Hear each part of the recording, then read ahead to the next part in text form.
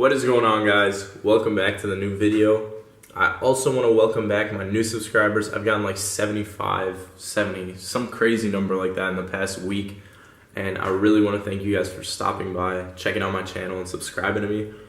But the topic I'm going to be talking about today is hard gainers, right? Hard gainers meaning people who have fast metabolism, skinny guys who really don't know how to put on weight. So I'm going to be covering a bunch of approaches, different approaches that you guys can sort of be implementing and that you guys can use. And I'm going to give you guys a story about myself. And I was a hard gainer as well. I had a hard time gaining weight and just kind of how I overcame it, my story. And maybe you guys want to use the way I did. I personally wouldn't recommend it.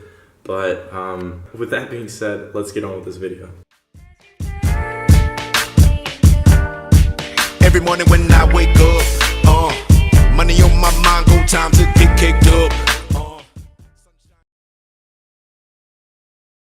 First and foremost, let me go over my story. Basically, I started lifting as a senior in high school. Granted, I really don't count that first year of lifting just because I had no clue what I was doing. I knew nothing about nutrition. It wasn't really sort of serious. But a concept I did understand then was that you had to eat more than you were burning to gain weight, okay? I just didn't know how much I was eating, just like a lot of hard gainers. A lot of them overestimate how much they're eating. But nevertheless, I basically went on a dirty bulk, okay? And with me going in a dirty bulk, I literally went from starting at around 145 pounds to about 195 pounds. So 50 pounds, right? 50 pounds in about a year. And obviously it wasn't muscle. There was so much fat on my body. It gave me a good boost for me to even start building muscle at that point, because the first 6 months I was really around 145 pounds. I wasn't putting on weight. Although you saw muscle, that's just what happens when that added stimulus, when you start doing stuff right and you start lifting weights, that's what's going to happen. You're going to start seeing a little bit of results, a little bit of a change, but it wasn't anything massive. But once I started going up in weight, you saw my strength gains. I started taking everything a lot more serious, right? I used to track my workouts. I ended up tracking what I was eating, but that was like after I was like 175, 180 pounds. By then I already had a lot of fat, so there was really no point of tracking. But what you want to do, especially in these early years, a lot of hard gainers I know are around 18, 19 years old, 17, 16 years old, whatever the age is. You want to take advantage of your bulk, right? Because you have an increase in testosterone, okay? And that's just sort of what happens when you first start going through puberty. After puberty, so after maybe 22 years old, 23 years old, that's when everything really starts to decline, right? Your testosterone levels start to decline. It's not by a lot, but you really do want to take advantage of the added testosterone levels, right? And that's for another video, but I just kind of wanted to put that out there just to display the amount of importance there is with lifting, especially when you're in an earlier age. But I took advantage of the bulk. I pushed 50 pounds. I was 195, and I decided, you know what, I'm going to cut. This was after my freshman year of college. Decided to cut, and now I bulked up again to like 190 pounds, and now I'm cutting down again. Right now I'm at about 176, 177. I'm just kind of sitting around there, and I'm probably going to push for 173 and then go back up.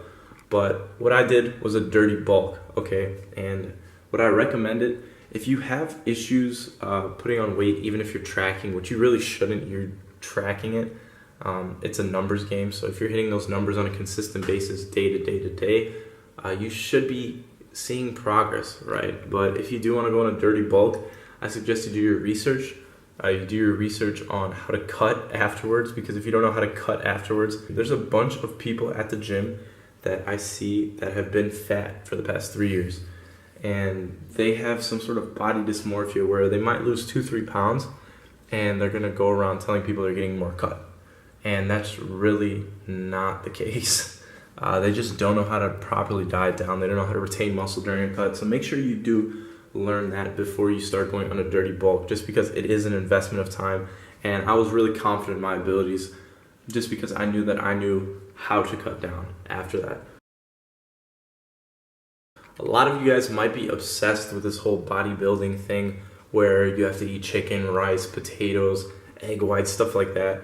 And you think that's what's going to help you build muscle, gain weight, stuff like that. What's going to help you gain muscle, what's going to help you gain weight is eating more than you consume, right?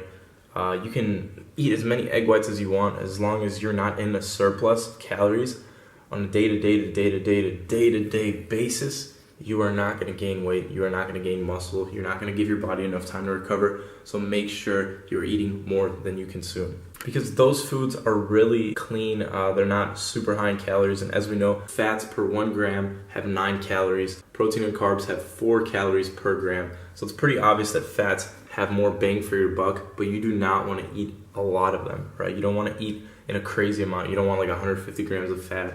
If you're a hard gainer, you could push 100 grams, or depending on what your body weight is and what your body needs beforehand, you could push a little higher in fats just because they are more dense in calories, right? And they don't fill you up as much. So if you feel like you're eating so much pasta, you're eating so many carbs, you're eating a lot of things that you think should be making you gain weight, try adding some peanut butter, try adding olive oil, just as an easy way to add more fats to your diet. You shouldn't really be scared of adding fats to your diet just because you're a beginner, you don't have a lot to really lose, and they're going to help you. They do have added benefits for muscle building, and they are going to help you be in that surplus a lot easier because they do have double the amount of calories of carbs and protein. But I don't want you to look at it as like you're supposed to get 200 grams of freaking fats in a day, because you're just going to end up unhealthy, first of all, and you're going to end up looking like shit. Since you are already eating a lot of fats, you do want to eat a lot of carbs as well. Carbs usually are the first thing to go. They're your energy source. They're what replenish your muscles. They're what help you rebuild your muscles, replenish glycogen levels, stuff like that. They're super important, and you want to make sure that you're eating enough or even more of them. Usually in a bulk, in a surplus, or in a cut, in a deficit, usually carbs are like the first thing to go. Okay, depending on the person, but usually carbs are the first thing to go. If I'm at maintenance level and my maintenance level of carbs is 350, if I'm going to be in a surplus, they're going up to 450, 500. If I'm going to go in a deficit, they're going down to maybe 280, 290. Okay, and it all depends on the person, but usually carbs are the first thing to go just because they're easier to manage. You want to eat a lot of carbs, okay? They're going to replenish energy levels.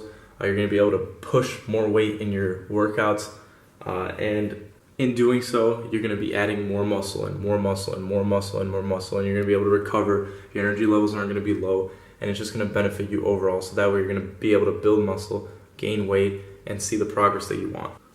If you do feel that you are eating a lot, try to fit more meals throughout the day. Okay, so meal frequency, even though this isn't required, this is a recommendation. So if you have issues getting your meals in, make sure you have a scheduled time for your meals, right? It's just going to make it a lot easier to make sure you get a surefire way of getting those calories in, getting those nutrients in, and that way you really have no excuse for why you're not putting on weight. And this one can go either way. If you do just want to approach it on a dirty bulk, Chris Jones style, the way I did it as well, then go ahead and eat whatever the fuck you want to eat and just watch the scale and just keep lifting, right? Just keep trying to progress in your movements, because that's all I worried about.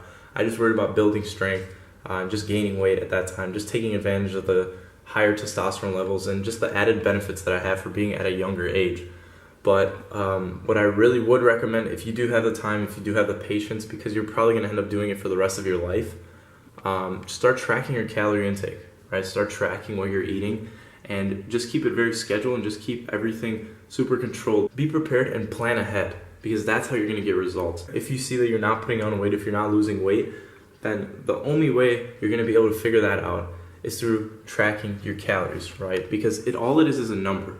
And if you hit that number on a consistent basis, something's going to fucking happen, right? Something's going to happen if it's calculated right. So make sure you track and just stay super consistent, right? Consistency is key, and make sure you do it. If you're going to be bulking, bulk for like 8 months to a year. It really doesn't matter, right? But just try to stay in above 8 months. That's personally what I believe. And if you're cutting, don't push over 16 weeks, because it does start playing its psychological effects on you. So 16 weeks maximum and like 8 weeks minimum. And just stay super, super consistent and be patient, because it does take time. Don't worry about putting on like 20 pounds in a month, because majority of it is going to be fat. Your body cannot process everything properly, and it's going to send it straight to the fat store. With that being said, guys, I'm about to head to the beach right now. As you guys can see, I'm about to get my tan on. I'm probably going to go out afterwards. And this is where I'm going to end this video. Hopefully this helped you guys out, and this sort of cleared the air for you guys. And hopefully it gives you guys some sort of guidelines as to how you guys can approach how you're going to get into a bulk, especially as a hard gainer. Thank you guys for watching. Make sure to like, comment, and subscribe, and I'll catch you guys in the next one.